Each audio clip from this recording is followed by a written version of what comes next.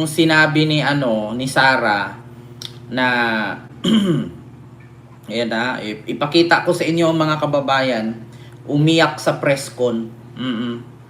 Para makita ninyo.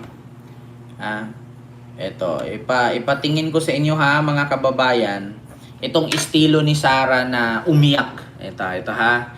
Para malaman ninyo, pakinggan natin yung kanyang sinasabi.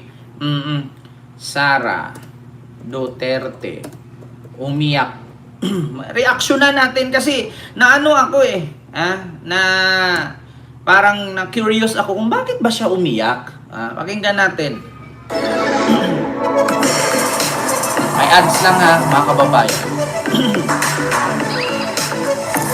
Vice President Sara Duterte became emotional at an event in Davao City and reiterated that she will run for president in 2028. Here is that report. Ayan na, pakinggan natin. Vice President Sara Duterte became teary-eyed at an event organized by the Philippine Association of Local Government Accountants in Davao City on Wednesday. She was especially moved upon seeing her former colleagues at Davao City Hall. Magkakita na kayo sa ako ang mga kauban kanian ko sa City Hall.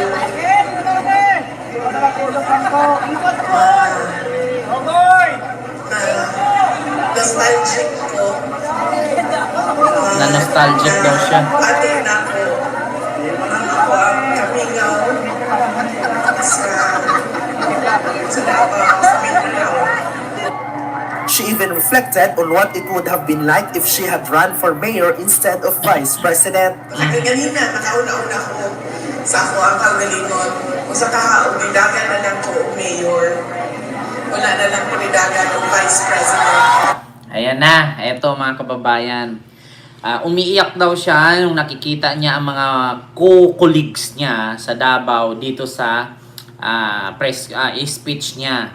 Ngayon mga kababayan, ano na lang kaya kung tumakbo na lang daw siyang mayor sa Davao instead of vice president? Sara, wala namang nag-utos sa'yo dyan na tumakbo Ikaw mismo nagsabi na kinausap mo si PBBM na kunin kang vice president para tumulong ka sa kanya.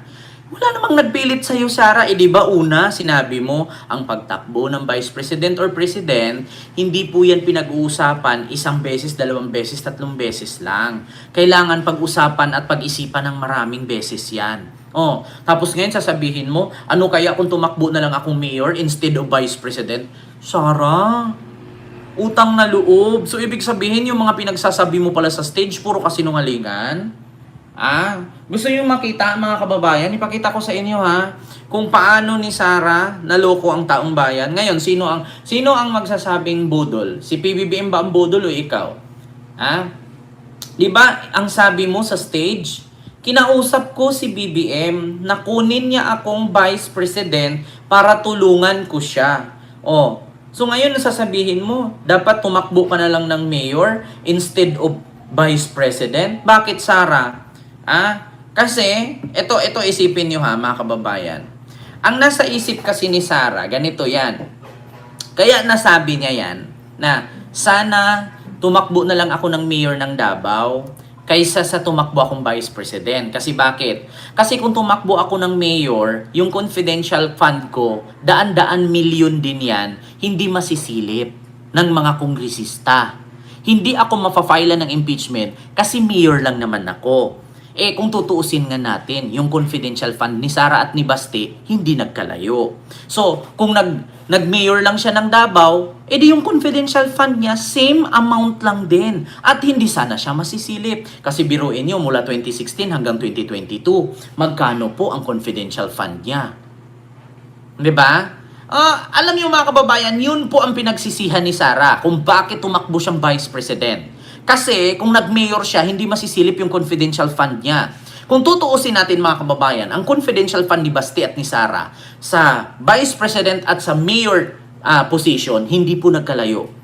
I-search ko mga kababayan. Ito po, hindi po ako nagsisinungaling, totoo po yan. Ito po yun Ipakita ko sa inyo kung bakit nagsisi si Sara dahil nasilip at na-filean siya ng impeachment complaint at nasilip ang kanyang confidential fund. Kasi kung tutuusin kung mayor lang siya ngayon, hindi masisilip ang confidential fund at higit sa lahat, hindi siya mapapahiya sa buong mundo at sa buong Pilipinas na na-impeach siya. Ito po mga kababayan, magkano ba ang confidential fund ni Basti Duterte? Ito ha, i-search natin. Confidential fund ni Basti Duterte. Ito po mga kababayan. Davao City Confidential Fund. Basahin ko lang ha.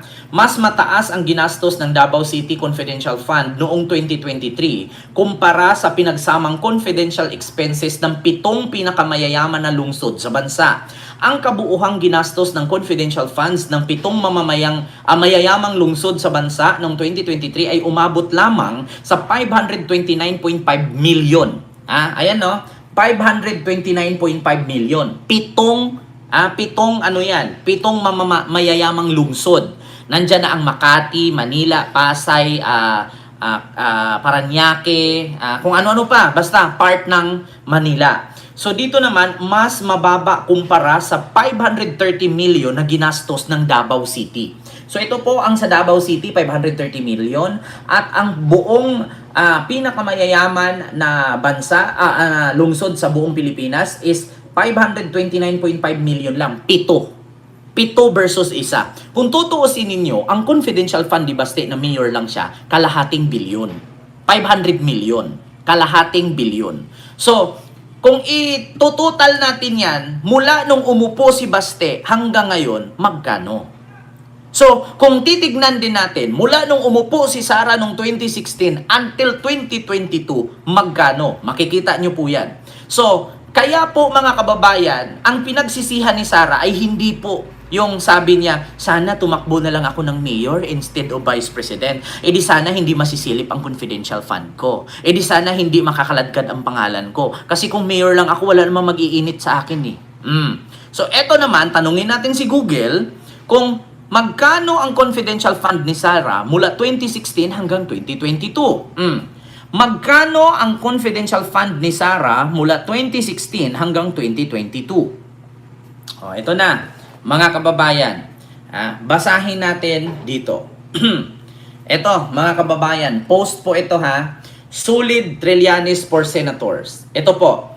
The issue that the money was spent too fast is that it was released too late in the year. Once released, the OVP had no legal choice but to use the liquidate it before December 31 with me suspicious to critics. So ito po, OVP request 403.4 million budget augmentation, include 250 million confidential fund. So December 2022. So ito naman, 221.4 million release. Ito, tignan natin ha mga kababayan. Yung, wait, nawala. Magkano ang confidential fund ni Sara Duterte mula noong 2016 hanggang 2022? Nawala mga kababayan, so ulitin ko. Ito na, mga kababayan. Ayan, so pag tinignan natin dito, mga kababayan, ito na. Confidential fund, gumastos 2022 confidential fund, COA, ayan, December hanggang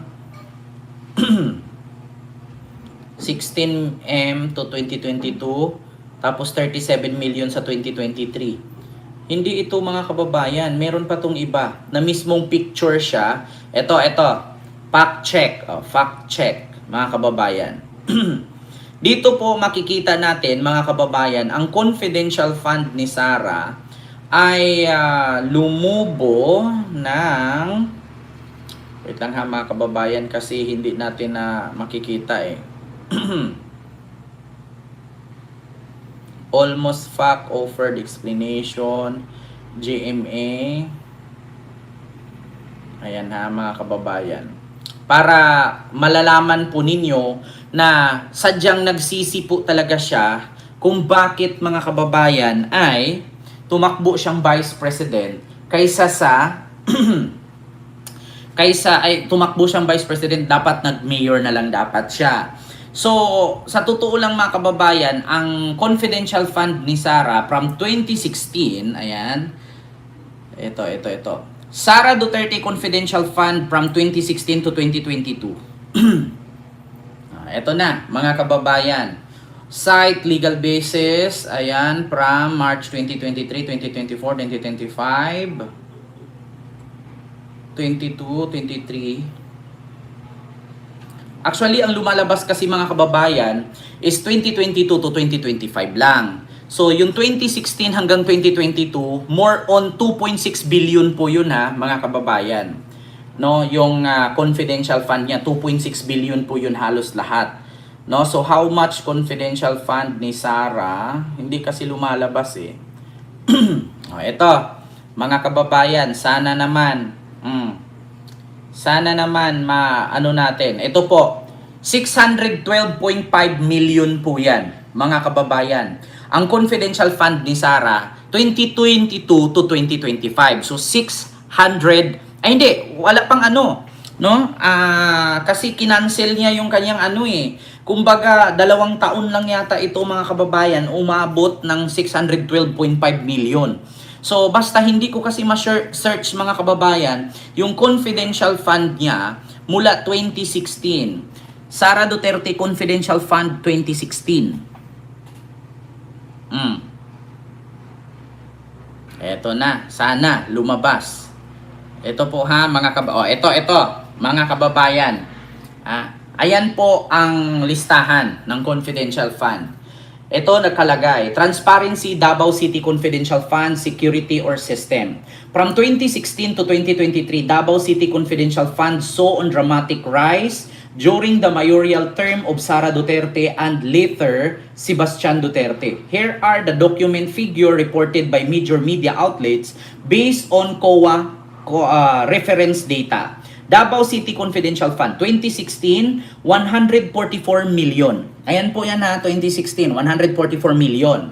Tapos 2017, 293 million. 2018, 420 million. 2019 to 2022, 460 million. 2023, 530 million. So, 2016 to 2022 is equivalent to 2.697 billion. Ganyan po kalaki, mga kababayan, no? Mula 2016 hanggang 2023 ay umabot po sa 2.697 billion. 'Di ba? Kung anong itinanim, yun din ang aanihin mo. Kaya kita nyo mga kababayan, ayan po. At ang major cities naman sa Maynila, yung mga malalaking syudad sa Maynila, mga kababayan. Davao City from 2022 is 460 million. Sa Makati, 240. Ang Manila, 120. Ang Quezon City, 75 million. Ang Cebu City ay 7 million lang. Samantalang ang Davao City ay 460 million. Kita nyo mga kababayan, tagkakalahating bilyon po ang confidential fund nila. Kaya tama naman si Sara na sana hindi na lang siya tumakbong vice president, nag-mayor na lang siya. Kasi bakit? Nung nag-vice president siya, nabisto po ang kanyang confidential fund na bilyonis po ang halaga. Pero kung nag-mayor siya, edi sana walang kakalkal sa confidential fund niya, walang magpa-file ng impeachment sa kanya. Kita nyo si Basti ngayon, may nagreklamo ba? Kasi ganina, nakauna-una ko sa ako ang kagalingon. Kung sa kahaog, nidagan na lang ko mayor. Wala na lang ko nidagan ng vice president. Ano na lang kaya kung tumakbo na lang ako ng mayor? Hindi na lang ako tumakbong vice president. Di sana hindi pa masilip yung confidential fund na yan. Kasi kung nag-mayor ako, every year meron akong tagkalahating billion mahigit kasi 400 million, meron 600 million, 500 million, 300 million. So hindi ako nasisilip. Ngayong nag-vice president ako, parang nabubulgar yata. So talagang nagsisi siya. 'Di ba? Continue. The Vice President then reiterated that she will run for president in the 2028 elections. Pag wala ka na ito, presidente, okay na na.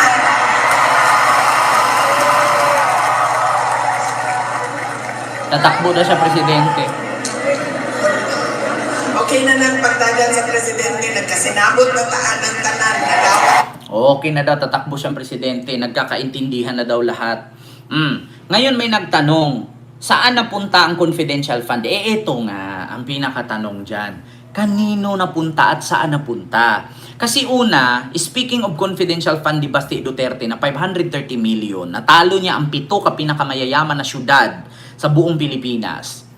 So, nasaan nga ba napunta ang confidential fund ni Basti na bakit hindi niya nalaman na mayroong mag-amang terorista na namaril sa Australia sa Bondi Beach na tumira pa sa Davao City ng mula November 1 hanggang November 28. Sige nga, 2025.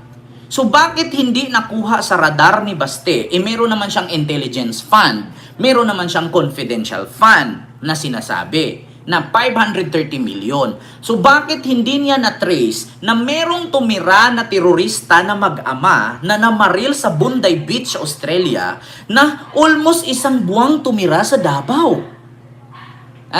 From November 1 to November 28, 2025. Diba? Tumira pa muna sa Davao bago pumunta ng Australia at namaril sa Bondi Beach. Marami ang natatamaan. So bakit hindi nalaman ni Basti Duterte meron naman siyang confidential funds or intelligence fund?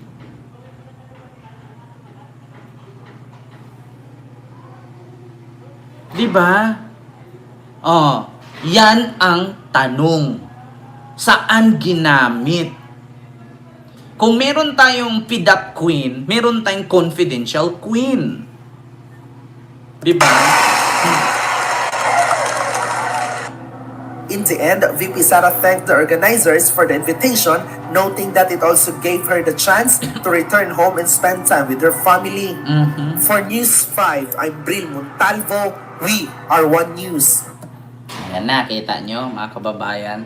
Alam mo, kaya siya umiyak. Siyempre na-realize niya, di sana kung hindi ako tumakbong Vice President, nag-mayor na lang ako, di sana billion na yung confidential fund ko. Biruin mo kung mag-confidential fund ako ng ilang taon ba uupo ang mayor? Di ba 6 na taon? Mga kababayan, 6 na taon ba ang mayor o 3 taon? Correct me if I'm wrong mga kababayan, paki-comment. Kung nag-mayor siya sa 3 taon, kung meron siyang tag 400 million, no, edi meron na siyang 1.4 billion. Diba? Meron na siyang 1.4 billion sa 3 taon niyang pag-upo.